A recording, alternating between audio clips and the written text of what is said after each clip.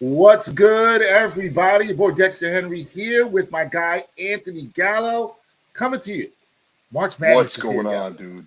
I'm good, I'm man. How you fired doing? up. You good? Yes, sir. Fired up. I know Nice you're little easy fired up. win. I know you're fired up. And hey, here's the thing. We had to do this. We had to do a St. John's post-game live show, and I had to get my guy from WFAN, Anthony Gallo, big St. John's alum as well, too, so he's pumped up. St. John's, they win their opening round game 79-53 over the University of Northern Iowa. Look, a lot of us didn't watch Northern Iowa. We didn't know how it was going to be, but I knew it was going to be something around the tempo control. St. John's, they got out early in this, and they really controlled the tempo in this game. Defense looked good. Zuby looked great, and it was absolutely fantastic in what we were able to see from St. John's.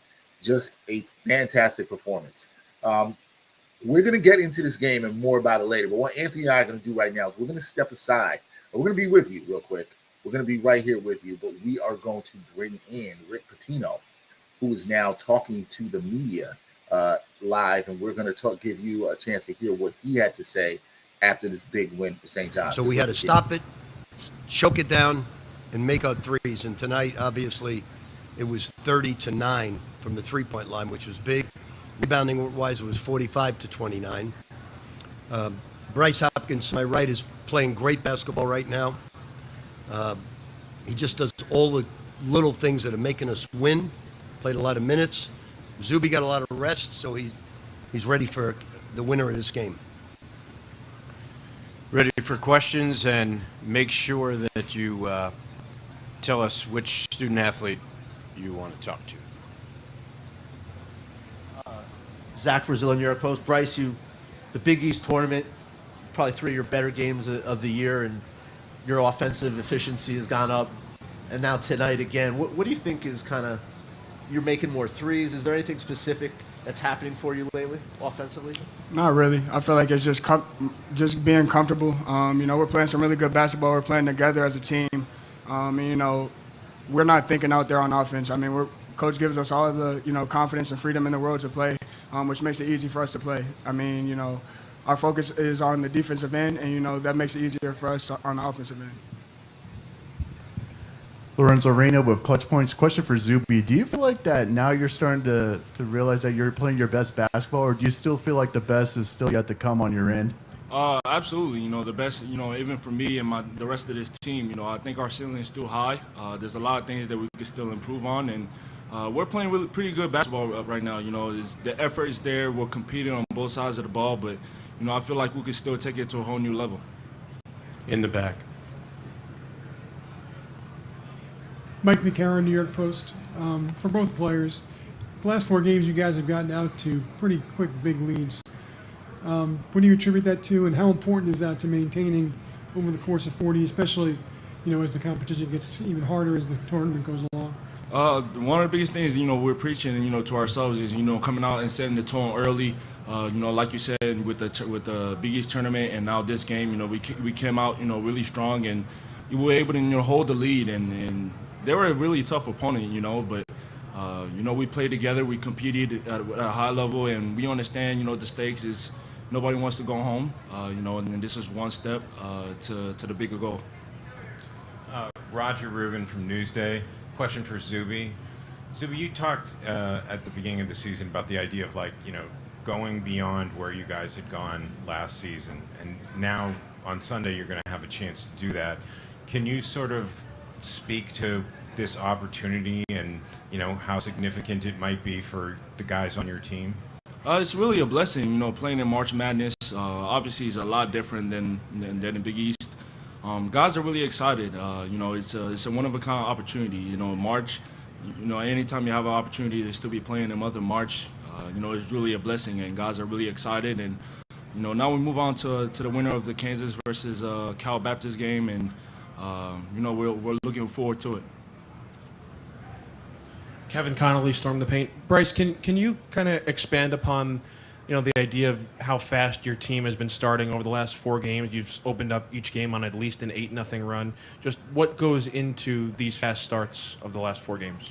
I feel like first starting off in the Big East tournament, I feel like Coach preached to us that, we have to treat this like the March Madness tournament. And, we have to come out fast. We can't come out lackadaisical because once we get to, March Madness, it's win or go home. And I feel like that was the biggest thing. That's the biggest thing in our mindset is just coming out fast and knowing that we can't come out slow because, we're only guaranteed 40 minutes every night. And we have to play like that. We can't, take any plays off, and we just have to come out fast for sure.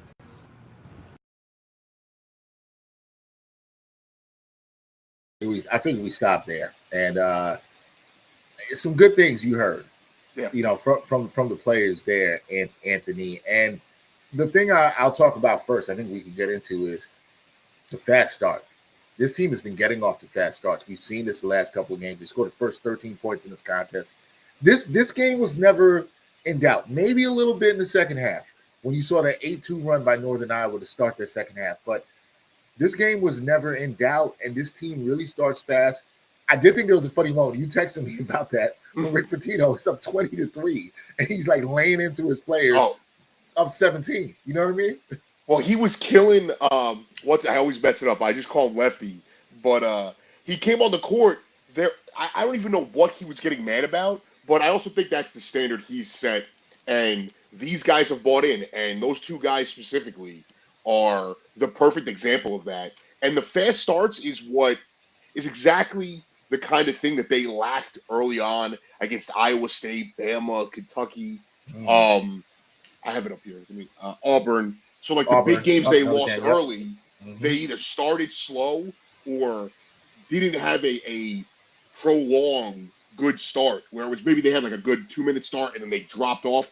They went out there, they put their foot on their throat. And for us as fans, it was, all right, this is good, and they don't have to, kill themselves to get to that first win. Like Pitino said, they got to rest Zuby a little bit. They played, Ruben Prey played a lot, which is good. Not that he doesn't play, but just good to mix in these guys where if they play Kansas, who we assume it's going to be, they're for a dogfight, and they're going to need all that energy. Yeah, they're going to need that. Listen, I think them coming off and getting out to a good start was absolutely huge in this game. First of all, shout out to everybody in the chat. Send us your comments. What did you think about this game? Did you like how St. John's came? Are you encouraged by their performance in this and them going forward? Do you want to see them play Kansas? Do you maybe want to see them play Cal Baptist? Maybe some of y'all are out here rooting for Cal Baptist. I don't know. Let us know in the chat. Shout out to my guy, Andrew Schaefer. He said, Dexter, my guy, I hope the Achilles is good. Johnny's role, if they can play like that offensively, they're very dangerous. I would agree. Andrew, Achilles is hanging in there. I will have surgery on Thursday, and we will see. Shout out to Ray Melendez, my guy in here too, follows on New York God Games. Says, can't believe what I'm watching. You got to be kidding me. I hope you're talking. I don't know if you're talking about this. You're talking about the Johnnies. I have no idea, Ray. Let me know what's going on. Look, you were right. They came out with force defensively in this one. And you're right that in their non-conference part of the schedule, which was disappointing for a lot of people early on in the season, they did not show that against Iowa State, Auburn, Alabama. This wasn't the kind of energy you saw, but pretty much since that Providence loss in early January, this has been a different team. Yeah. You've seen it against UConn. You saw it against UConn in the Big East Championship game. This has been a completely different team. And I think the thing that I'm believing is I buy into their defense. Yes. And Ray, I see you said you were talking about the Knicks. Yeah, I understand. It's not a Knicks show, but I understand. Understood. Go ahead. Well, he's going to throw me off there. But that's embarrassing, by the way. But you're right. They went out, and everyone's going to point to that UConn game where they got destroyed. But if they would have lost that game in a different fashion, I would have put so much more into it. But you miss, what was it, 17 straight shots or like 20 straight shots. And I knew that wasn't going to happen.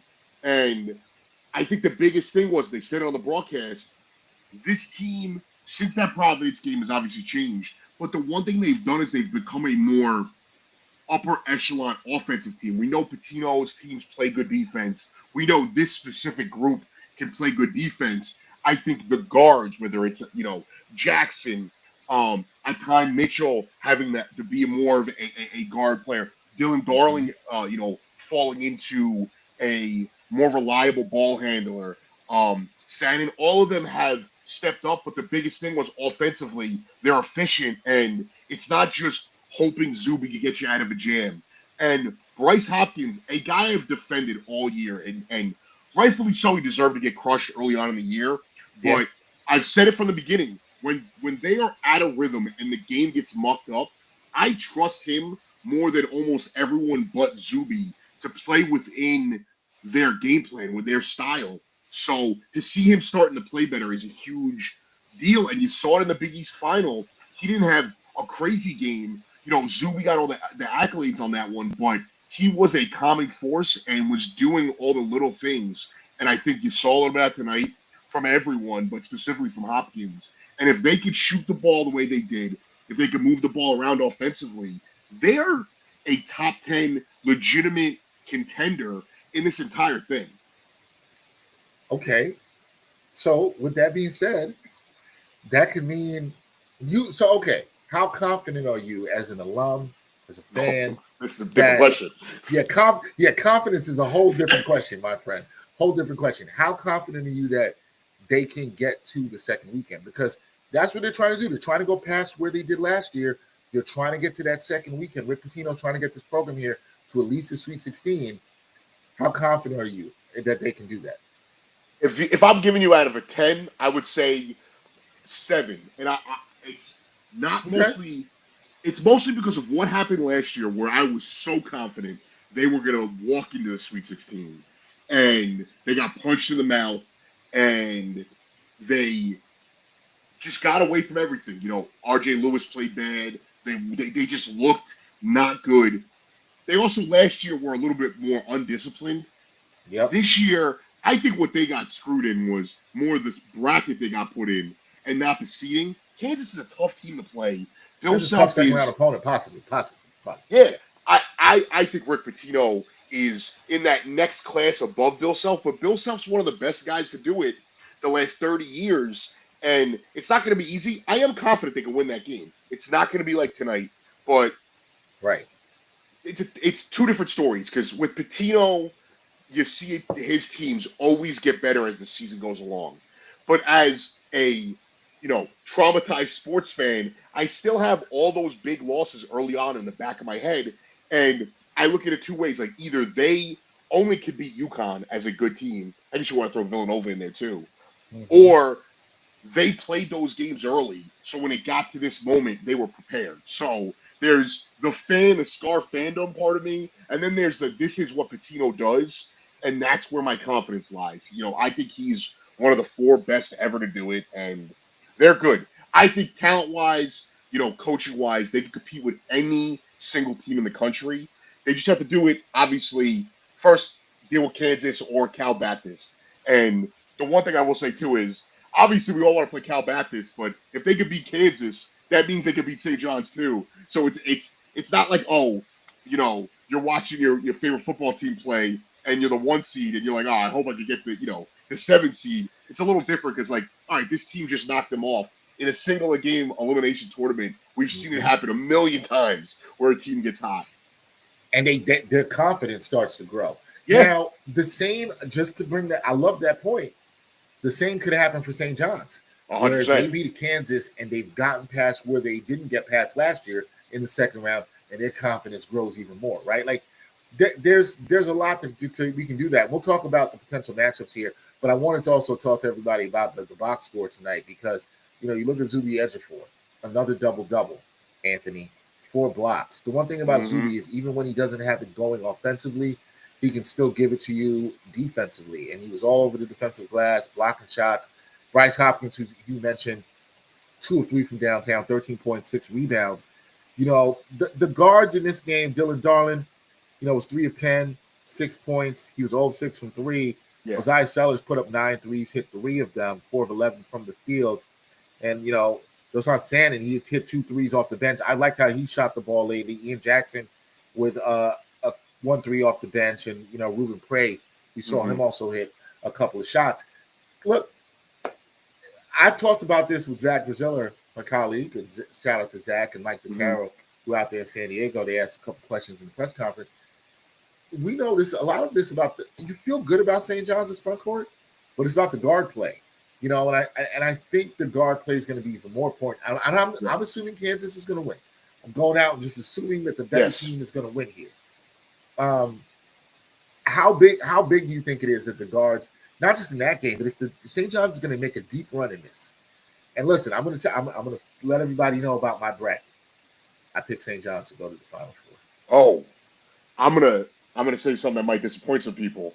I have them losing to Duke, so you know what happened? You know what happened for me, Anthony? I hate Duke, and I couldn't bring myself to pick them over St. John's, so I picked St. John's. Well, I'm not saying I believe that will really happen deep down. I hope it does. It just makes me happy. I specifically when I was in school, I was there for the Lavin years. Yes. They were very good against Duke. Even a couple years after that, our good buddy, my best friend, Stu Kovacs, Duke fan, again, scarred fandom. The way I looked at it was, wait, Stu is a Duke fan? Yeah. He's a front runner. Oh, I got to text him. He's not really. He's kind of fallen off a little bit, but part of me feels like I witnessed too much good against Duke for this to happen. I also I hedged my bets. If St. John's makes a run and I didn't pick them, then okay, I don't care about my bracket. But if they lose and I had picked, like last year I picked them to go to the Final Four, it was not just it hurt, it's also, my bracket is destroyed now. When you talk about the guard play, it was such a big, talking point early on in the season that they have really stepped up. Mitchell, Dylan Darling has kind of really stepped into a role I didn't think he could play. Me either. Madden has been good. Jackson has been good and has been mature enough. He's a young man, has been mature enough to say, okay, coach thinks I need to do this. I may have to take a step back for the better of the team. Not that he was hurting the team, but he's playing less at times. And I think that's benefited them because when he's come in, he has maximized his opportunities. I don't know what he did tonight because the game was kind of, all right, 9 points on 9 minutes. That's efficient night. The one thing I wanted to say, though, too, was what do they do with Peterson? A lot of the tournament at times, not the overall bracket when I'm picking it, but when I look at individual matchups, like now being a fan involved in this with a dogfight, is what are they going to do against the guy that's the best player on the court? Like, I think Zuby may impact the game more, but when we're talking about just overall talent, Peterson is the best player on the court. And how do they handle him? And how does Zuby, who has done a good job, I mean, he bullied Taris Reed 2 of the 3 times he saw them this year. UConn, who's a big boy, not just tall, but a stocky guy. How does he handle Kansas' size? That is going to be the question. Darren, here's the thing. If you really believe in St. John's defense, and listen, the defense looked good tonight and did what they had to do against this Northern Iowa team. They had that, even when they had that 8-2 run to start the second half, St. John's shut that down. And you never was really worried about it again. I think they got to 13 another time. You never were really worried about it again. I think this team will take the challenge of trying to stop a Darren Peterson, who I think is a tremendous player, and I think is going to be a really, really, really damn good pro. I like his motor. I like the plays. You also want to see him on the court more, but that's a whole other thing. I think he's really good. I know what you're saying, though, Anthony, because those kind of players can sometimes turn it for a team in the tournament. You thought last night, you might see that from DeBanza. And he put up a big game now. His BYU team, he didn't get much support. He couldn't overcome that. Yes. That might be part of Pitino's game plan here, though, if they play Kansas. Are you going to let him hurt you? Let Peterson do his thing, but we're going to make sure we shut down everybody else. And I think it's fine, but I think this defense is up for the challenge. Yeah, and that's probably why you saw Pitino that intense when it's 20-3, because he knows things are going to get tougher through the tournament. You got to keep that same energy, that same intensity. Yeah. So I think how you feel about St. John's is a lot going to be, do you believe in the defense? And do you think the guard play that you've seen in the second half of the season and pretty even late in the season, Osiah Sellers, Josan Sannon, and Ian Jackson, who you mentioned, which I think was really good, are those guys going to be along for the ride to help this really good front court defensively and offensively? And I think the thing, I just want to say one last thing you mentioned about Jackson. I think the thing for him, you've heard Pitino talk about it all season long, he wants him to be better defensively. and he thinks he has a chance. He keeps saying, he said this multiple press conferences I was at, he thinks he's got a chance to be the best defender on the team. So they really want his defense. They know the shot making's there. He had an efficient night, 3 of 5 tonight, right? 9 points, hits a 3 for the team. If he's playing good defense and he's knocking out shots, he's a really talented player, man. I saw him a couple of times in high school when he was at Cardinal Hayes. He's a really talented player, man. Really, really talented player that could change things. So, yeah, we'll see. We have Andrew Schaefer here in the chat. He says St. John's plus 16 on the glass. If they play Kansas, it'll be interesting to see how they handle Dunk on the glass. I'm expecting Mitchell on Peterson. I can see that. I can see Mitchell on Peterson. Yeah. I can see that. And I like that. I relish seeing that matchup. Don't you? Yeah, and I think he has, even when he struggled offensively, and he's not like a major offensive force. He is, one of the best on-ball defenders. It's the one thing I will say is, and to your point, they haven't lacked intensity defensively, and he's one of those guys who is an engine to that. Same thing with Zuby, and to my point with Zuby is with the size was he also had the entire court. He's not a tiny player, but he's also not he isn't a 7-footer. And the UConn Big East championship game was the perfect example. It felt like they couldn't get into the paint without Zuby being somewhere around there altering a shot, while also dealing with a task in covering Reed. So, I feel good. My trepidation to just be boisterous right now is because of everything that happened last year. And to your point, too, also, I don't want to forget, you were talking about, Pitino staying on them and being intense. I might have misheard what they said on the broadcast. They haven't trailed since the start of the Big East tournament. So that is going to be the key moment of their journey, whether it's just a Sweet 16 or if it's further. What happens when they do get punched in the mouth? That's a good point. The closest they got to that was in the Big East final. I think UConn got it to 6, and they immediately went down the court and got 7 points in a row. So we'll see what happens on Sunday. If they probably are good, no matter who they play, they're going to come into that moment. It's not going to be blowout after blowout. And we saw it last year. Last year, they got down to a point where they were down double digits, and R.J. Lewis didn't have it going. Zuby really couldn't carry the team at that point, and they couldn't get anything else going. So that'll be the key in that game is what happens when they face some adversity. I do think they are built more offensively to withstand that. Now, that's what I was going to ask you. If you think two things. One, are they built better offensively to withstand what happened last year in the second round? And two, do you just overall think this team is better, maybe a little bit mentally tougher than last year's team? Do you think that's the case? I think so. Talent-wise, I think this team is vastly better than last year. I think the way last year's team was built was more traditional. Kadari Richmond was as true a point guard as you could get.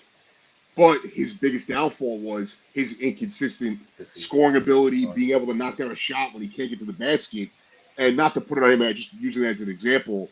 I don't think they have a guy on this team that you're going to rely on offensively, and they have about 5 guys, I would say, that they could probably get buckets out of that can't hit a jumper if they're not getting to the hoop. But their best players get to the hoop. Whether it's Sellers, whether it they all could get to the hoop. We've seen Ian Jackson at times, do that. Dylan Darling has also been refreshing because coming into the year, I thought he was just going to be a knockdown shooter. He's been able to handle the ball, distribute. He's been able to also at times shoot off of the dribble. So yeah, I do think, when it comes to the actual skill, they are more, better prepared for that. I don't know if they're more mentally prepared because both seasons have had similarities where last year I think St. John's was on a longer winning streak last year going into the tournament, but there hasn't been that moment yet. And I think the moment's going to come in the tournament. Now, they dealt with more adversity in the early season than last year's team because they played 4 ranked opponents. The Bama game was early, but that was a tough matchup. The Kentucky game is the one that sits in my mind because they played so poorly against Kentucky. Yeah. So maybe they are mental. I don't have an answer for that right now, and we're going to find out on Sunday for sure. You're right. We're gonna find out. I wonder. I've wondered it all season. And it's like some of those non-conference games. You think about the Bama one, where they had trouble handling Bama's guards, and but the defense wasn't where they were. I think I agree with you. I think this team is more talented, Anthony. I think they are. I think they're much better defensively than they were last year. And they were a great defensive team last year. And they were a damn good defensive team last year. But I think their defense here is just higher highs, right? You would probably feel better if they had one more dynamic ball handler, guy who can get downhill a little bit. But true point guard type. True point guard. Granted, to your point, Dylan Darling has been better than I thought he would be. I definitely thought that he would be better than that this season. So yeah, it's interesting. And he's I'm a Ruben Prey, stan. I think he's been, underrated as a bench player. And going back to that Bama game, I can't remember if it was Zuby was in foul trouble or Hopkins was in foul trouble. That was a great game. The score doesn't really tell you how close it was because it got away from St. John's late. Ruben Prey at times this year, and I'm specifically going to the Bama game because that was the best game he had against a big opponent. He was able to drastically impact the defensive end, which they're not going to have to rely on him. Hopefully, Zuby's not in foul trouble or Hopkins is in foul trouble. They're going to have to rely on him, though, for spurts. And I think that's where they also benefit, where last year they had guys who were a little raw coming off the bench, and that hurt them. And, I don't really rely on Lefty too much. But Ruben Prey's a guy that when he plays, I actually think he's an impactful sub. 8 to 10 minutes, maybe 11 minutes, depending on the situation. He crashes the boards, and he's an effort guy, which they need. So that helps as well. You're definitely right, though. I think the ball handling thing is probably what they lack the most, but they make up for it in so many different assets of their team. Yeah, I'd agree with that. I think that this is going to be very interesting with this team. And for anybody, if you're watching with us, I forgot our guy who was Ray Melendez, who was in here before. The Knicks escaped with a 93-92 victory over the Nets in Brooklyn. I'll take it. Surviving. I'm gonna keep it March Madness style. Survive in advance, man. Survive in advance. Exactly. That's all you can do. I think you make a good point too about some of the stuff with the depth, and I see Brian Wilson here in the chat also made a good comment here. Glad to see the bench play strong and starters able to rest before second round game. Ruben played quality minutes. I agree.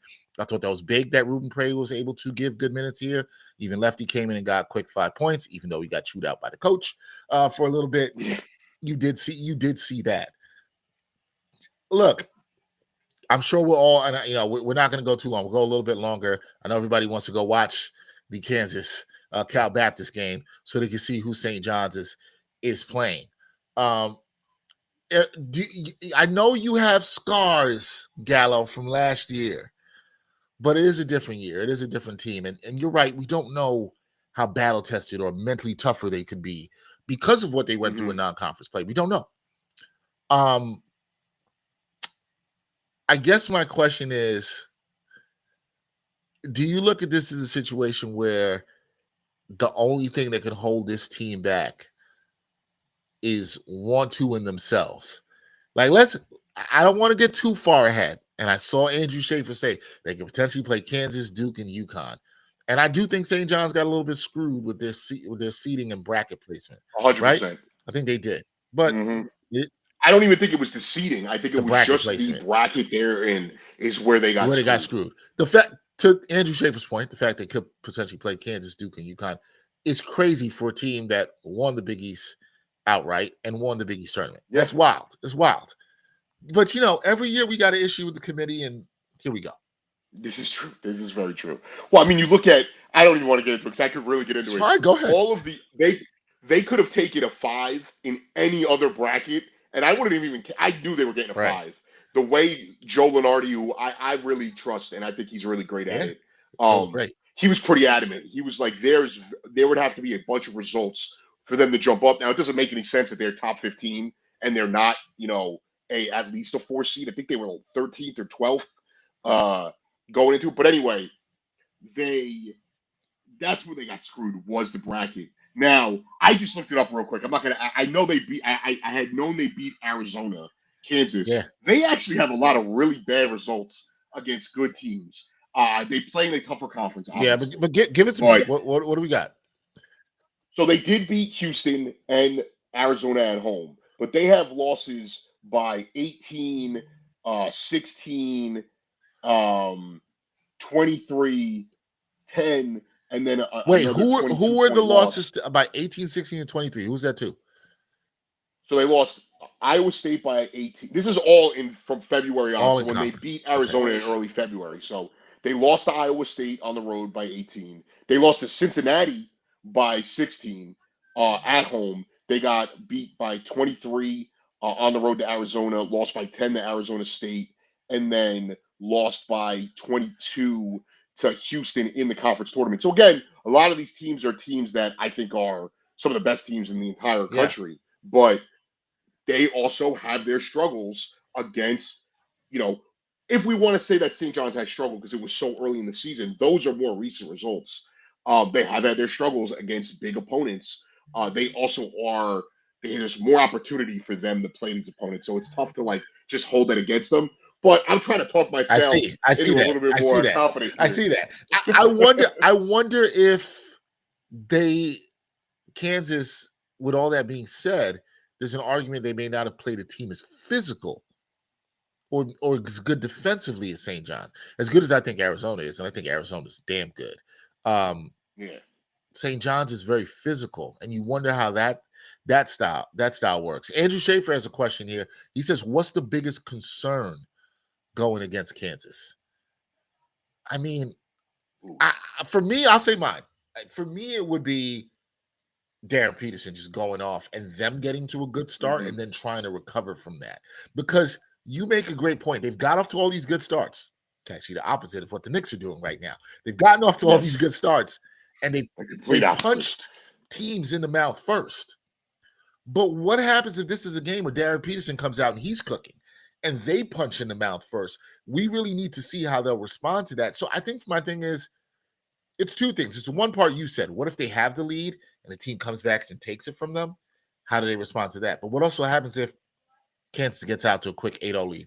Rick Pitino has to call a timeout in the first 3 minutes or something like that. How does this team respond? I think my concern is how they respond to getting punched in the mouth. They're going to get punched in the mouth at some time in this tournament. Go ahead. Yeah. It might happen Sunday. Maybe it happens later. We hope later. But at some point, they're going to have to respond. To your point, they've played with a lot of prosperity and not as much adversity lately. Adversity is good to play through sometimes. I think that's my biggest concern. What's your biggest concern going against Kansas? I would say on both sides, I would say St. John's ability to knock down the open three consistently, which at times they've struggled with, and Peterson and Trey White being such good outside shooters that if Peterson's going off, the defense is going to, focus on him a bit more. Trey White, I just looked it up, so I don't want to act like I know this off the top of my head. He shoots 42% from three. That's ridiculous. Yeah. They are a better overall shooting team from three than St. John's is, but St. John's in the second half of the year is more towards that 40% mark than, so there is that. I would say it's going to come down to quality shooting. And again, that was more, for the sake of also giving a different perspective. I agree with you, though. It's what happens 10 minutes into the game. Maybe St. John's gets out to a fast lead and they're up 10-2, but then Kansas goes up, 26-20 at some point in that game. And it's like, all right, you have struggled now for an extended period of time. How are you going to get back into your flow and your rhythm? That's what I need to see because we haven't seen it in a while. The Providence game, it was concerning. They couldn't, they went in a prolonged slump and then they couldn't put the nail in the coffin against Providence. And then against UConn on the road, they actually played well defensively. Yep. They couldn't hit a shot, and I didn't feel like they were pressing. Maybe they didn't even know in the moment that they were missing all those shots, but they couldn't hit a shot, and it felt like no one could give it to them there. So those are, I guess, one and the same, but that and then their ability to just slow down a good outside shooting team, I would say is my biggest concerns. Because I do think as they might have more consistent size. They are not a towering team. They just they're going to be able to throw 3 or 4 guys that are 6'8" or above at Zuby and Bryce Hopkins at times. They've got more bodies than maybe some other teams that, not maybe, they have seen in Big East play. I love that you brought up the outside shooting. I think that's going to be key. I'm going to bring up one other thing. It's not a concern, but I think it's actually a key for St. John's if they play Kansas. They only forced, I had to look it up because I felt like there was more turnovers tonight, but they only forced 6 total turnovers for Northern Iowa, right? Now, the defense was good, and they forced them to miss a lot of shots. Northern Iowa only shot 39% from the field, 21% from 3. So the defense was good, and St. John's was there. They were contesting. They were getting up in guys. Yep. It's good. Kansas, you just talked about the fact they can shoot a little bit better. I think you're right. They're going to have to make their threes, but I think they're also going to have to find ways to generate easy baskets. And can you get some turnovers? Can you push it out and get in the transition, especially with guys like Dylan Mitchell, like Bryce Hopkins? I think if you're able to do that, they can get those guys some easy buckets. That's where St. John's usually starts rolling a little bit. Can they get those turnovers, turn it into some easy buckets, and things could be good for them? I think that could be a key. It's not a concern, but I just think it could be really key for them in this matchup against Kansas. If I know we keep saying it like they're playing Kansas already. It's gonna be so funny if we're talking about this whole time and then they end up playing Cal Baptist. It's 8-3 right now. 8-3 Kansas or Cal Baptist? Kansas. Listen, I'm not gonna lie to the people. We don't have to lie to the people. I haven't watched a single Cal Baptist game this season. The final, that was it. That was the only one I watched. That because so you're better than me. What did you see about them that you like? Let's talk. Let's give Cal Baptist some respect. What do you see? I'm not going to sit here and tell you I overanalyzed the game. I'm a late night gym guy, so I had the game on because it was the only thing on. There was a confidence there. Their guard. I don't even know if he's their star player. He was playing really well. I forgot who they played, but they kind of blew the doors off of them. It ended up being closer, but they were kind of in control the whole time. I don't have like a legit scouting report on them. I will say this though: to get a 13 seed for a team like that, I think they had just joined the conference, or this is the first time since joining the conference they were eligible for the tournament. They clearly have a better resume than some of these other mid majors. So that was one of the things I noticed more on just the seating, not what I saw with my eyes. That was it. The other thing I want to say too, going back to the things about this is a positive for St. John's, and this has been the entire Rick Pitino, era in St. John's, these 4 years or 3 years, whatever it was. Their ability to come out of halftime and to come out of a timeout with a clear boost, and clearly he has these guys locked in. The coaching staff has these guys locked in, and they're able to make a quick run. One point I point to is the Dylan Powell play where, he threw the cheap shot. There was the whole fracas. They go through that long period of layoff, and, I think it was like a 10, 15-minute delay, and they immediately come out and score 8 points in a row. And the UConn game in the Big East tournament, UConn goes on a run, and they immediately come out with, out of a timeout, firing. And, it's not prolonged, but like that small burst. These are things we wish the Knicks did under Thibodeau and Mike Brown, where the timeout's called, and it feels like they really could put it together for an extent, a different ball game, obviously. So I do think that's one thing I am confident in, and I am not trying. I'm a little bit of a Bill Self-hater. I respect him. I'm a little bit of a Bill Self-hater because, when the Adidas money got evened out, the national championships dried up. But I do think there is one clear advantage, and there's very few teams I think that they would have a disadvantage with. I think Tom Izzo is one of these guys, the coaching advantage. And I think, even if they may have a talent advantage, they definitely have the NIL advantage, all those types of things. I think Pitino is going to come out and really have these guys prepared. And we saw it, we mentioned it a bunch of times tonight. They're up 20-3, and it looks like that team is dead in the water, and he's still getting on guys to, play better. And they came out and they played better again. They came out small response out of that commercial break and play well. Yeah, and I mean, listen, that's the advantage. We'll see how it is with coaching. We got a little scouting report from our guy Andrew. Here we go. Says Dominique Daniels is a high major talent for Baptist. He averages 23 per game, so that's who St. John's would have to key on. He had 41 in the WAC semis. Okay, that was your guy. 23 in the WAC final. Okay, so he's a bucket getter. Yeah. Oh, this is 100% the kid I was talking Okay. about. Yeah, I just so he's a guy. Dominic Daniels is a guy they would have to key on because I didn't want to rap here and not put any respect on Cal Baptist's name. I didn't want to disrespect him. Like we don't think hey, Cal Baptist, we're rooting for you. You know what I mean? We like to see some upsets sometimes. So maybe see Cal Baptist. All right, before we wrap, I'm going to ask you. You've been debating this in your mind, Gallo. You've been trying to figure out what's going on. Sunday, I want to give you some prediction time. We're going to try to do another one of these post games on Sunday. But do you think on Sunday you're going to be a happy man saying, my team is going to the Sweet 16? Yeah, I think they're going to make me sweat. But yes, and, it's going to be special because, St. John's has a special place in my heart. I went there. And I also have been a fan for a long time. So not just these last few years, but this is something, we had Lavin, we had a top 5 recruiting class, and we had, a top 15 team. They never sniffed the Sweet 16. Yep. And same thing with Mullen. And this is going to, if they could get there, I'm not saying it's a complete, it's it. I don't need anything else. It's going to be a special moment if they could get there. I do think they do. I'm going to say they win, 4 to 6. Okay. Is somewhere in there. I'm gonna be sweating. All right, so you're gonna be stressed out on Sunday. We'll see. I think St. John's wins too. I'm gonna say whoever they win. I think they win. I'm gonna go this. I think they win a little bit more convincingly than Gallo thinks. I think they get themselves an 8 to 10 point victory. That's what I'm gonna say. I'm gonna go 8 to 10 points, a little bit more convincing, but I think it's gonna be a game.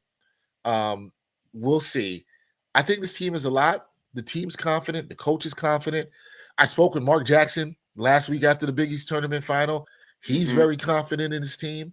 Walter Berrios spoke.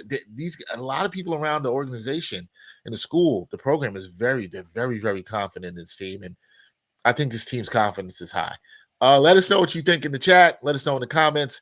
Do you think the Johnnies will win and make it to the Sweet 16 with a win on Sunday? But they got themselves a very, very, very impressive win, 79-53 over the University of Northern Iowa here on Friday night. A good start to the tournament. We will see. Gallo, I got to thank you for rocking with me, man, and joining me here on this post game. We haven't done one of these. I think this was fun. We had some good fans here in the chat. Shout out to everybody who did that. You predicted the Johnnies win on Sunday. I predicted the Johnnies win. And if they lose, maybe you don't see us. Now I'm joking. You'll still see us. You'll still see us if they don't win, man. But I appreciate you, brother, for coming on and rocking with me. And if you're around on Sunday, we'll do it again. I'm down. I will confirm. I'm almost certain I'm going to be around. Yeah, I know. We'll be also working around some things, but we will figure it out. Listen, for the people out there, if you're down about the Knicks and they only got a 1-point win off the Nets, you don't have to be down. You got St. John's basketball. They had themselves a 26-point. There you go. You got some St. John's basketball to kind of get you through. March Madness is rolling. That's my guy, Anthony Gallo. Check him out on WFAN. Does a great job there. Please check him out and all the work that he does. I'm Dexter Henry. We'll catch you next time on St.